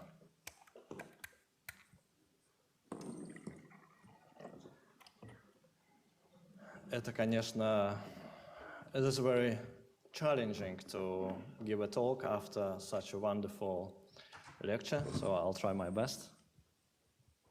This works, all right. So first I'd like to thank the organizers for giving me opportunity to be here, for inviting me here. So, and as has been said, I'm going to talk about new stem cell niche in the bone. And first I'll start with the definition. What is stem cell niche? It has been actually placed forward by Schofield in 1978, where he was the first who realized that stem cells, and we're going to talk now about adult stem cells, they require some microenvironment to maintain themselves. And here I place a definition which is merged between the original from Schofield and the more recent from David Skadden Laboratory. And what it says, so a stem cell niche is a specific microenvironment where stem cells both reside and receive stimuli to determine their fate. And in fact, what does that mean? That the stem cell, when it's divided, and its main function not only renew itself, but also maintain the tissue, the adult tissue. And what's the main function on a stem cell niche is to govern the process, a decision-making between either to renew itself or to make more progeny and make more differentiated cells. So that's and there are many examples that the stem cell niche is extremely important, because if we destroy or if we alter the stem cell niche, we can lose stem cells, or we can alter the differentiation pathway, so we can get more cells of one lineage or another lineage from the same stem cells, or can get them lost entirely, and then the tissue gets damaged. Here is an example of a hematopoietic stem cell niche, and as you can see, it's reasonably complex. So here is a hematopoietic stem cell, and the niche consists of macrophages, of megakaryocytes, on mesenchymal stem cells. It also consists of endothelial cells, CAR cells, and they all secrete a number of different cytokines, which all, for example, TGF-beta, CXCL4, CXCL12 are important, stem cell factor, and they're all important to create this microenvironment which support and guide the stem cell to renew itself and to generate, in this case, all the blood cells in our body. Here's another example of stem cell niche, which is way more simple. So I'm giving you examples just to give you an idea how the stem cell niche can look like. And this is an example for interfollicular skin epidermis. And as you can see, the main actually is these are our stem cells, which are constantly generate keratinocytes. We lose keratinocytes every day, and we need the new keratinocytes every day. So for that, we have a stem cell, so basal layer. So, and it's located on the basement membrane. And that membrane, this attachment between these cells and the basement membrane is extremely important for these cells. And this attachment is actually between laminin 5 and integrins. And as a main component of this niche, we also have the signaling back from the progeny cells. Its signaling goes through notch jagged signaling pathway, and some signaling from underlying dermis fibroblasts, including FGFs, IGF, and EGF receptor ligands. So that's a reasonably simple model of stem cell niche, and you see how different they are. So there was an attempt to put kind of all different stem cell niche in the same scheme, and there are about between 10 and 20 different stem cell niche described to date. About 5 or 6 of them are pretty well characterized. So, and this attempt I bring forward because it gives us some interesting observation. As you can see, this is stem cells, and basically when you looked, the niche composed of cell-cell interaction, so between the stem cells themselves, between stem cells and surrounding cells, between stem cells and secreted factors, adhesive matrix ligands, it's in mechanics involved, matrix microstructure involved, even matrix degrading products are involved. Basically what it tells us, it's involved everything. And in fact, it's quite complex, but it's different for different niches, and quite different. And when you try this attempt, it's basically, from my point of view, it's a failure, because when you try to put all this together, you see that you basically get everything. Everything you can find in the organism is involved if you try to put all these different niches in the same cartoon. So, and now we switch gears a little bit and start speaking about skeleton. So, we have about, as adult, we have 208 bones. As a children, we have a little bit more, around 240. Some of bones are fused. And majority of those bones, about 200, are formed with this process, which is called endochondral bone formation, where initially mesenchymal cells condensate, make a condensation that triggers differentiation of those cells into chondrocytes. Those chondrocytes divide, then some of them become hypertrophic, that attract blood vessels, because otherwise cartilage is generally a vascular structure. So blood vessels come, they bring in osteoblast progenitors, and those start to build bone on a cartilage template. The hypertrophic chondrocytes die apoptotically, presumably. They have caspases, but it's not typical apoptosis. And that's the cartilage, the matrix which remains, it's used as a template for bone to be built. And it's called primary ossification center. Then the secondary ossification center forms in a pretty much similar manner. And what's in between, it's called growth plate. And that's how it looks like in more real life. So that's a primary ossification is here. That's a cartilage in red. That's a secondary ossification starts to be formed, and it's build a bone here. And that's when it's formed entirely, we have the growth plate structure, which is just located in between.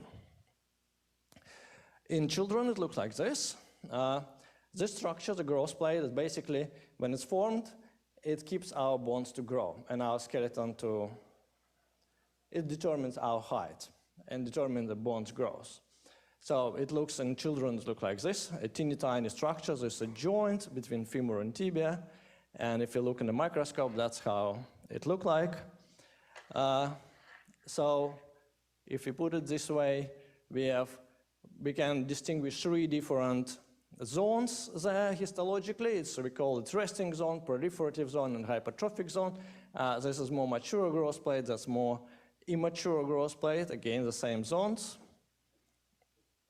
And the principle how it works, as far as we know, the slow dividing cells, we call them progenitors, they then sometimes start to divide, generate more chondrocytes, and then those become hypertrophic, they enlarge dramatically, and then they die here, and the blood vessels come and bring osteoprogenitors and build bone on the cartilage matrix which remain in between of those cells. And this is a VEGF-dependent process of this bone growth. Is actually Professor Ferrara, who presented, who been talking yesterday. He showed in 1999 that the process is VEGF-dependent and is blocked. It can be blocked by VEGF receptor blockers. So, and we switch gears a little bit more, and I tell you just briefly about clonal genetic tracing. So genetic tracing, it's when we do label cells genetically and make sure that they start expressing some fluorescent marker, let's say the green, and then when the cell divide, then both cells will express this green fluorescent protein, and if they keep dividing, all the cells which are generated from that particular green cell will be green, right? And to achieve that, we normally use a Cre line. It's a recombinase, DNA recombinase, and combined with a reporter mouse, which has a stop codon in front of the fluorescent protein. And when it's stop codon removed by Cre, cells start expressing fluorescent protein, and all its progeny start to express fluorescent protein. Here it's a little bit more complicated. So it's a reporter called confetti or rainbow by other people. So the stop codon is here, but upon recombination it's removed, but it also can be removed for not only for, if it's removed just like here, it will be, the cell start to express GFP. If it's removed like this, it will start to express RFP. And if we remove to this one, it will flip it over the construct and it'll start to express YFP, and it can also flip, the Cre recombinase can flip it from here to here, and then it will be CFP. So, and that process stochastic, so it's a flux sites, and the Cre recombinase randomly do those recombination, basically labeling genetically cells in 4 different colors if we have heterozygous constructs for this reporter, or 16 different colors if we have homozygous mouse strain, a reporter mouse strain. And that been used by laboratory of Michael Longacker at Stanford. So what they did, they crossed this rainbow reporter mouse strain with actin Cre, and then pulse them with tamoxifen, so labeling all the cells in the mouse with different colors. Then they take bone from those mice and check where clonality occurs. Because with this different colors, if you see kind of big population of the same color cells, it would mean that they originated from the original cell, or from the same original cell, and that would mean they make a big clone. And what they found, that the clonality occurs mainly around the growth plate area.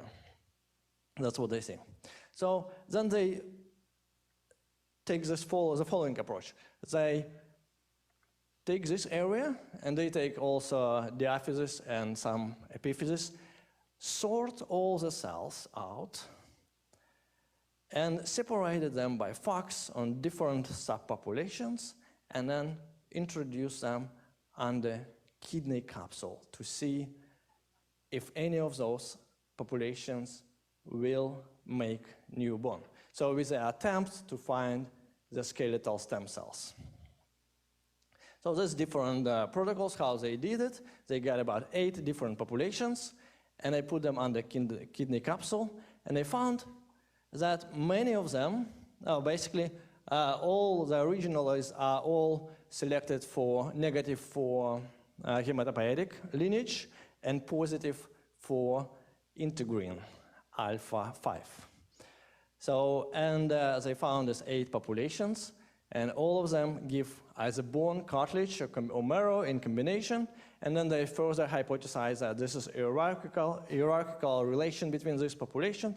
And to make the long story short, they kind of prove that the main, the original or the key population here is this one, and all other populations are originated from this E population, and this is alpha 5 positive, CD200 positive, and they call them the skeletal stem cell, the mouse skeletal stem cells. And they use the same approach. And a few years later, they published, just last year actually, they published in Cell the human skeletal stem cells. So exactly the same approach, the different markers they found as a PDPN positive, CD73 positive, CD164 positive cells, the human skeletal stem cells. But what's important in both of these publications is that the area where they get the cells, it's actually where they found the cell population. It's actually the growth plate area. So that makes us to think we should check if there is a stem cell niche, because the stem cells should be located in the niche, otherwise they get lost. So, and we decided to check if there is a stem cell niche in the growth plate area. First, what we did, we checked where the slow dividing cells in the growth plate area. To do that, we use this H2B GFP tetone system. So when you give the mice tetracycline or doxycycline, they start to express histone H2B fused with the GFP protein. And that means that all the cells become green. But if you stop giving them doxycycline, then the cells which divide, they start to dilute this GFP, and it goes below our detection limits. But if the cells are not dividing, they will stay green. So we use that approach, and we add doxycycline from basically from the time where the skeletal elements are formed till birth, just right after birth. And you can see all cells are essentially green. And then we stop doxycycline at P2, and then we follow this, and you can see at P9, it's mainly these round cells, and the top of the growth plate are green, and they remain green even up to 1 month. So the slow dividing cells are probably here. So likely, if you think about stem cells, there may be a place. Then we took the same approach which Longaker used, but we modified slightly. We instead use a collagen type 2 CRIA-RT, which allow us to label not all cells in the mouse, but all cells in the growth plate. Let's see if it works. So we did that. Can you start the video for me? And maybe get a light a little bit low?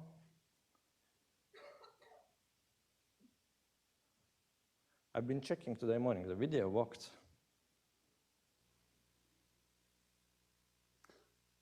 Видео не работает. Товарищ операторы, может, вы знаете, как включить видео? Я по слайдам не знаю, по номерам. Вот этот слайд. Это что был только что? Да.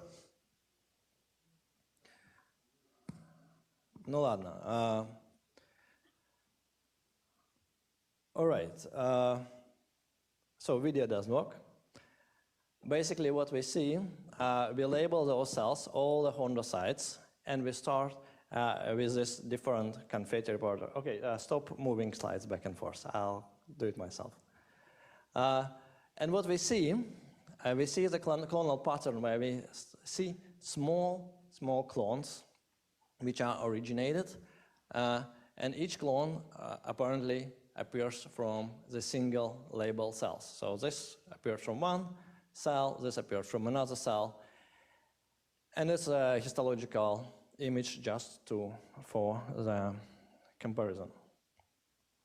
And what's important, when we grow in one direction. Our bones grow in one direction because all these chondrocytes, they are aligned in longitudinal orientation. So we call them columns. And those columns, what we see, they are built from different clones, meaning that they are built from different progenitor cells originally labeled. However, here's video works. So if we do exactly the same experiment, but just later, when the mice are about 3 weeks of age, the clonal pattern changed dramatically. So what we see now, that the clones are large, they span throughout the growth plate.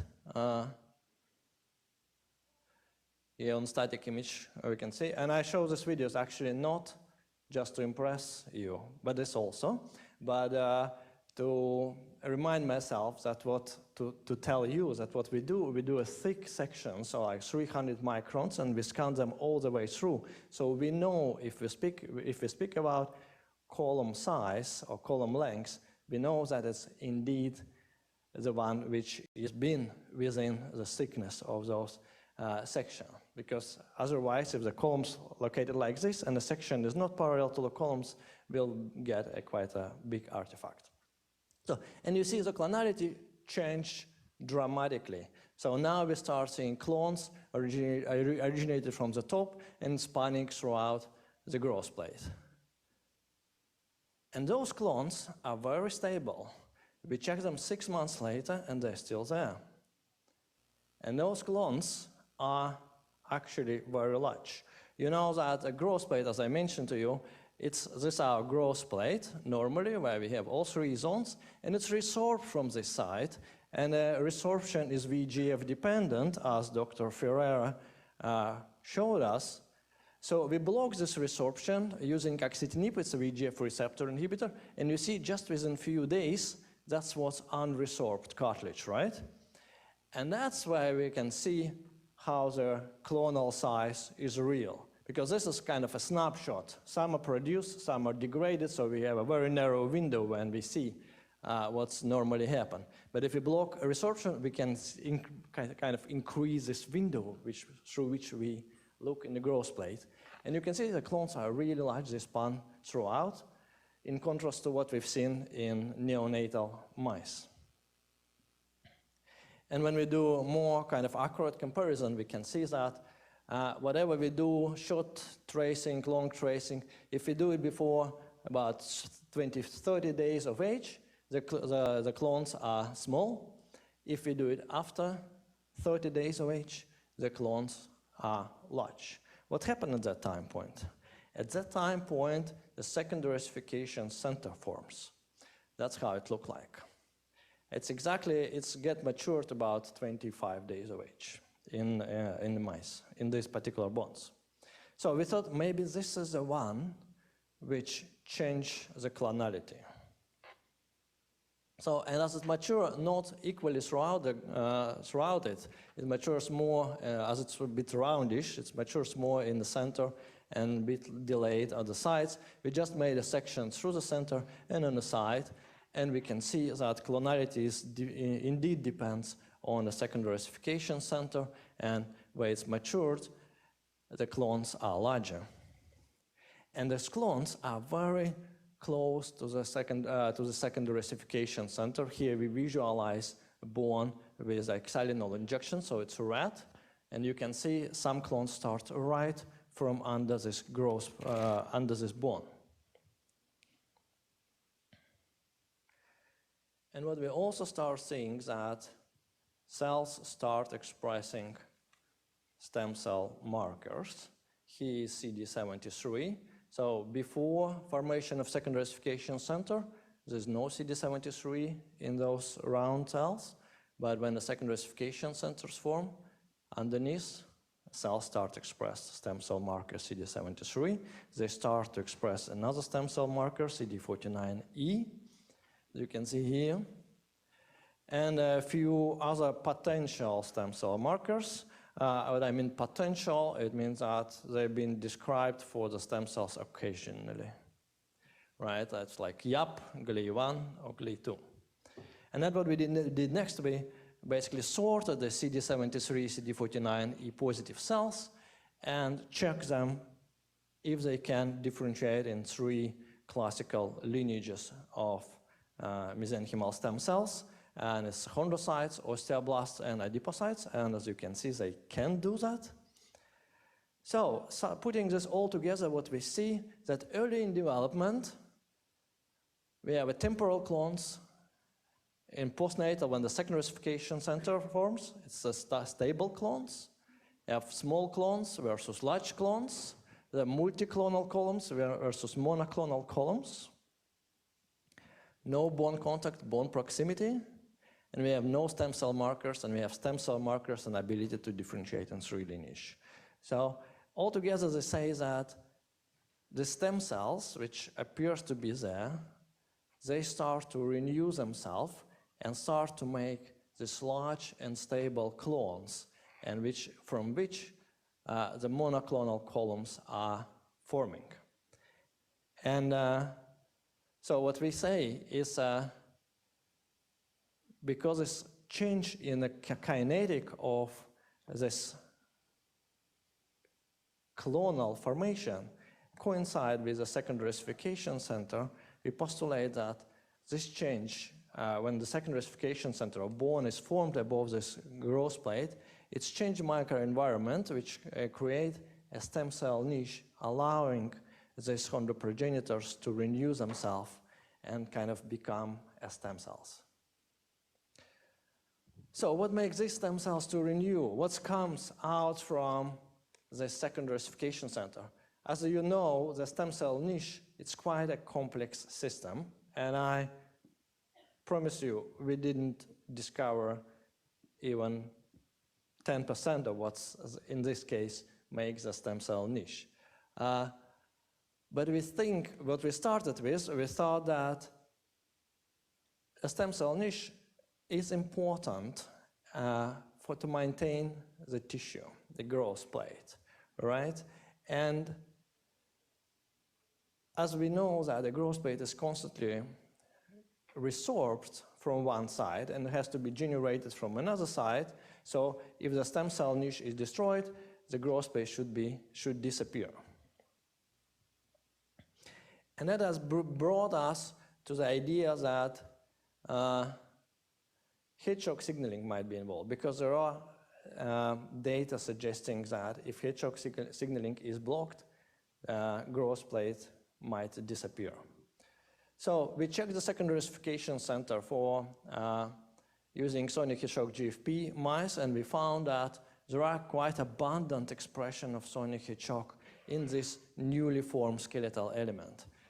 And when we check those cells, what are specific cells which express sonic heat shock, we actually found several populations that include hematopoietic cells, endothelial cells, mesenchymal stem cells, and mesenchymal progenitor cells. They all express sonic heat shock.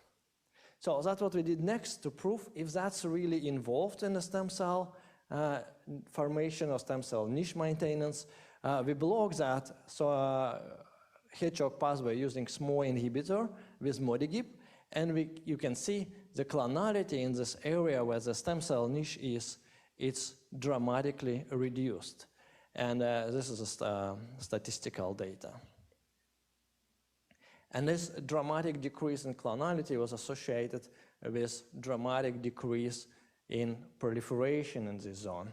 As you can see, this is EDU incorporation in a control, and this is in with MODIGIP treated mice. And it is statistic, so it goes down dramatically.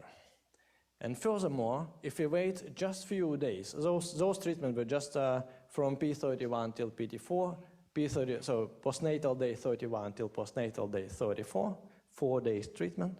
But if we wait just few more days, the growth plate entirely disappear.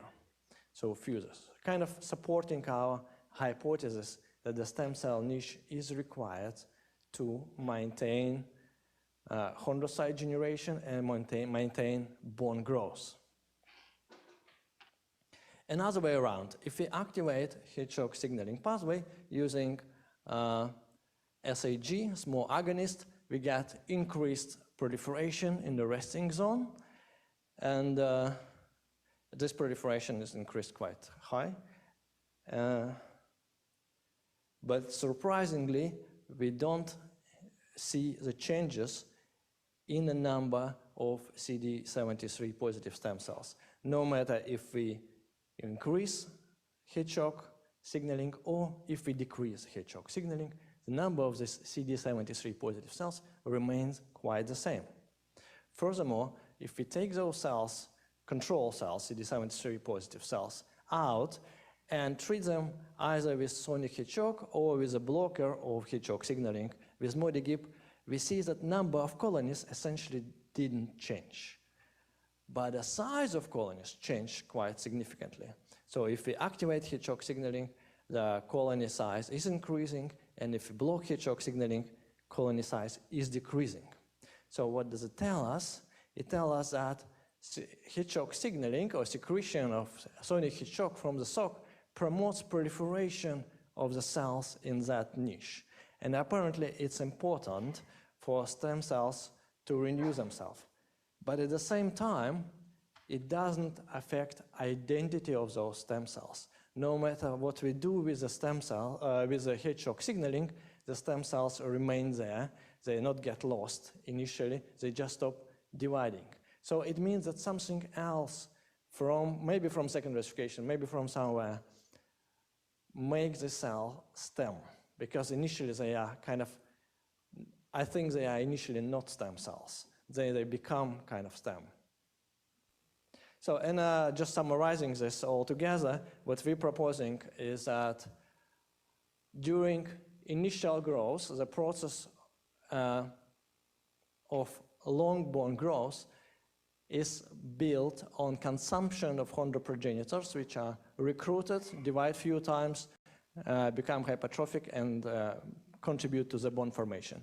However, when the secondary ossification center form, it changes the modality and creates a microenvironment here, which we can call stem cell niche, and we call it actually in our work, we call it epiphyseal stem cell niche because it's epiphyseal growth plate. And apparently, this secondary ossification center generate or bring in a new source of heat shock signaling, which is diffusing and promotes the stem cells to renew themselves or to proliferate.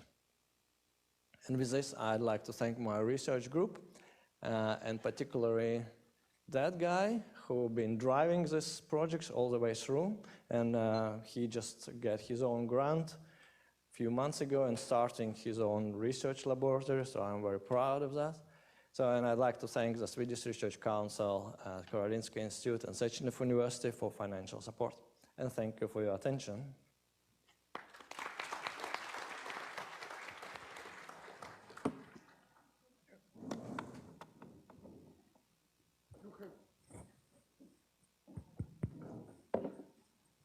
Thank you for the excellent talk.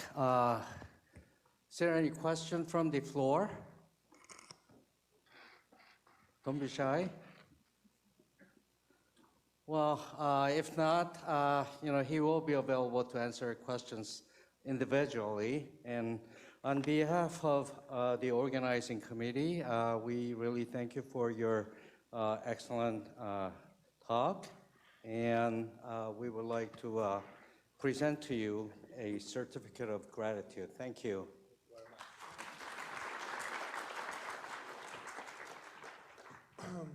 Thank you very much.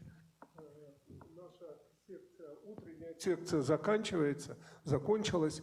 Мы сейчас имеем время на кофе-брейк. Я хотел обратить внимание, есть стенд общества регенеративной медицины. Мы бы просили всех, кто хочет, заполнить анкеты. Появление общества регенеративной медицины позволяет легализовать наши встречи не как дружеские встречи, а как профессиональное собрание, на которое имеем мы право получать командировочные или там в рабочее время присутствовать здесь. Кроме того, может быть, мы с вами решим создать журнал. Это тоже должно быть от имени общества или ассоциации. Может быть, другие какие-то региональные филиалы. Есть много пользы от официального, в общем, участия в обществе регенеративной медицины, в том числе и регистрация на конгрессе, получение информации по поводу выпуск дайджеста по регенеративной медицине. Поэтому, пожалуйста, там есть большой стенд у входа на первом этаже, по-моему. Регистрируйтесь там. Ну вот такую просьбу от оргкомитета я вам передаю. Ну а сейчас отдыхаем. Спасибо.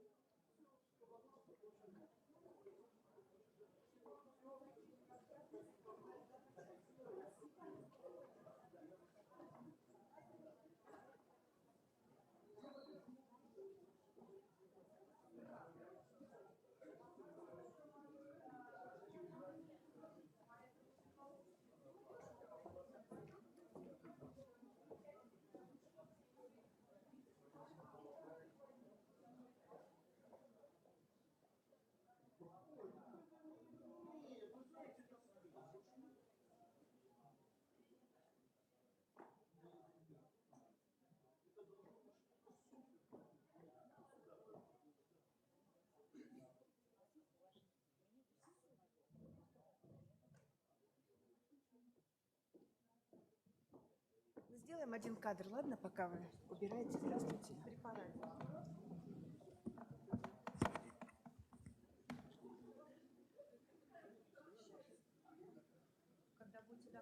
Да. Давайте.